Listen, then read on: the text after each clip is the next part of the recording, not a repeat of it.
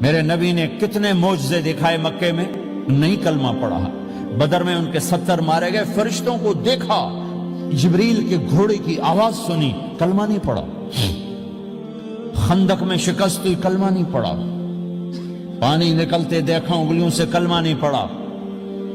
ایک بکرے کا ایک بازو پکایا، ایک بازو بکرے کا، ایک اگلا جو بازو ہوتا، اور 40 آدمیوں نے کھانا کھایا اور ایک بوٹی کم نہیں ہوئی، ایک بوٹی کم نہیں ہوئی، کلمہ نہیں پڑھا۔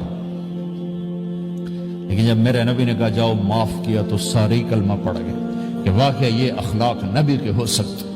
حنین کی جنگ میں جب بھاگے لوگ، شکست ہوئی، تو ایک صحابی کا بھاگتے ہوئے پاؤں ہمارے نبی کے پاؤں پر آیا، جوتا سخت تھا، تو آپ نے کہا اوجعتنی، اور آپ کے ہاتھ میں چھڑی تھی، آپ نے اس کو یوں ماری، کہا اوجعتنی، ارے تو نے مجھے کتنا زیادہ درد پہنچایا، دکھ پہنچایا۔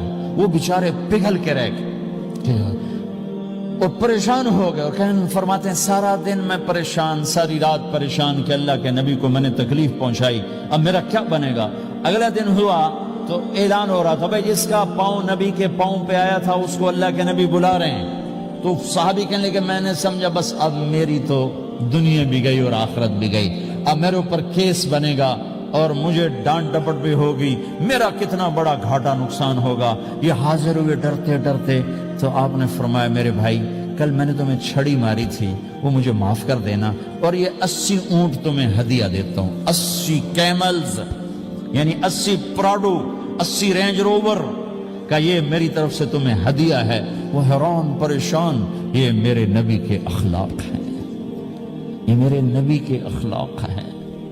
کانٹے بچھانے والی نے 4 دن آنا چھوڑ دیا، بیمار ہو گئی تھی، تو آپ نے کیا بات ہے، وہ ہمارے راستے میں اب کانٹے کوئی نہیں ہیں، کہا یہ وہ بیمار پڑی ہے جو کانٹے بچھاتے تھے، تو آپ اس کے گھر چلے گئے، ماں جی خیریت تو ہے، آپ ٹھیک تو ہیں؟ کہا بیٹا مجھے کلمہ پڑھا دے، بس تیرے اخلاق نے مجھے فتح کر لیا ہے۔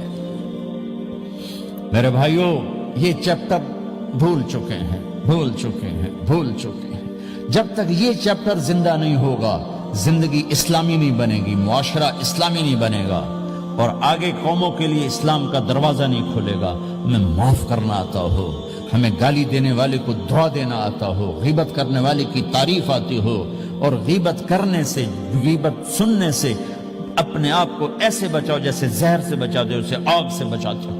ایک دوسرے کو نفرت کا بول نہ بولو ورنہ ساری زندگی تباہ و برباد ہو جائے گی۔ میرے رب کی قسم، میرے نبی نے کہا ایک زبان کا بول انسان بولتا ہے اور جہنم کی گہرائیوں میں گر جاتا ہے، اور ایک زبان کا بول انسان بولتا ہے اور جنت کے درجات پر چڑھ جاتا ہے۔